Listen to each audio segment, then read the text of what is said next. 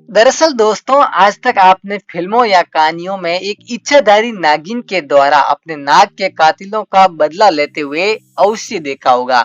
क्योंकि एक इच्छाधारी नागिन अपने मरे हुए नाग की आंखों में उसके कातिलों को देख लेती है और वह उसके कातिलों को जब तक न मारे तब तक उसका पीछा नहीं छोड़ती है। और पौराणिक रूप से भी ये कहा जाता है कि एक इच्छाधारी नागिन अपने नाग के कातिलों का 7 जन्म तक पीछा नहीं छोड़ती हैं। दोस्तों, इसी घटना के आधार पर हम आज आपको एक ऐसी वास्तविक एवं सच्ची घटना सुनाने जा रहे हैं जिसे पूरा सुनने के बाद आपके भी होश उड़ जाएंगे। लेकिन आगे बढ़े उससे पहले आपसे एक छोटा सा निवेदन कि यदि आप भी हैं भोलेनाथ के बहुत बड़े भक्त तो कमेंट सेक्शन में हर हर महादेव लिखना बिल्कुल मत भूलिएगा। दरअसल दोस्तों, ये सच्ची घटना बिहार के रोहिणी गांव की है, जहां पर एक परिवार के लोगों ने एक इच्छाधारी नाग को मार दिया और नाग के मारने के 4 दिन बाद नागिन ने परिवार के लोगों से बदला ले लिया। दरअसल दोस्तों, एक दिन बिहार के रोहिणी गांव में एक इच्छाधारी नाग और नागिन का जोड़ा एक कॉलोनी में आ गया था और वहां पर तरह तरह की बातें फैलने लगी। जब एक दिन वो इच्छाधारी नाग और नागिन का जोड़ा सलीम और उसके घर में पहुंच गया तो उस परिवार के लोगों ने गांव के लोगों की अफवाहों की वजह से उस इच्छाधारी नाग और नागिन पर डंडे से प्रहार करना शुरू कर दिया। और तब इच्छाधारी नागिन वहां से भाग निकल चुकी थी, लेकिन वो इच्छाधारी नाग वहीं पर रह गया और परिवार के लोगों ने डंडे से मार मार कर इच्छाधारी नाग को वहीं पर मार दिया। नाग को मारने के बाद सलीम के परिवार ने सोचा कि नागिन यहाँ से चली गई होगी, लेकिन आने वाले सोमवार के दिन उस परिवार के साथ ऐसा घटित हुआ जो केवल फिल्मों या कहानियों में ही सुना होगा।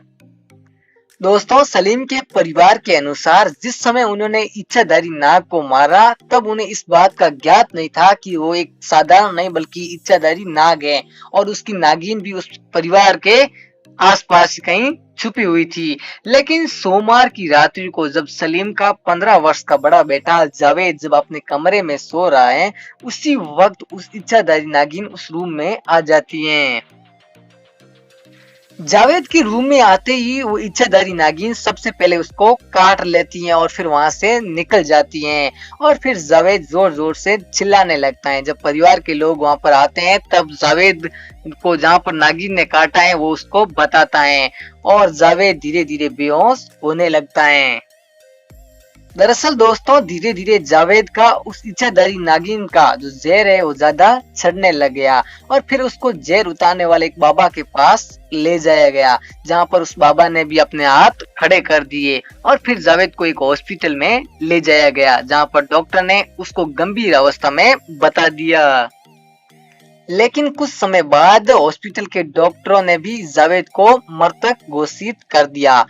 दरअसल दोस्तों, जावेद के पिता सलीम के अनुसार उन्होंने एक सबसे बड़ी भूल कर दी थी, क्योंकि उन्होंने उस नाग को एक साधारण नाग समझ दिया था और अब उसके परिवार के लोगों ने ये समझ लिया है कि इच्छाधारी नागी ने अपने नाग का मौत का बदला लिया है।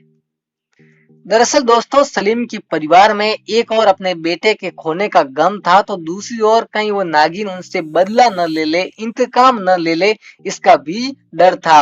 और फिर उन्होंने गांव के लोगों की मदद से उस इच्छाधारी नागिन को ढूंढ निकाला और उसको भी डंडे से मार दिया। ध्यान रहे दोस्तों, कहीं पर भी इच्छाधारी नाग और नागिन का जोड़ा मिले तो उन्हें मारना तो दूर बल्कि छेड़ना भी नहीं चाहिए, क्योंकि इच्छाधारी नागिन का इंतकाम महंगा पड़ सकता है। तो दोस्तों, ये थी आज की हमारी सच्ची और चमत्कारी घटना। पसंद आई तो लाइक कीजिए, दोस्तों के साथ शेयर कीजिए, चैनल पर नए तो सब्सक्राइब और बेल आइकन को प्रेस जरूर कीजिए।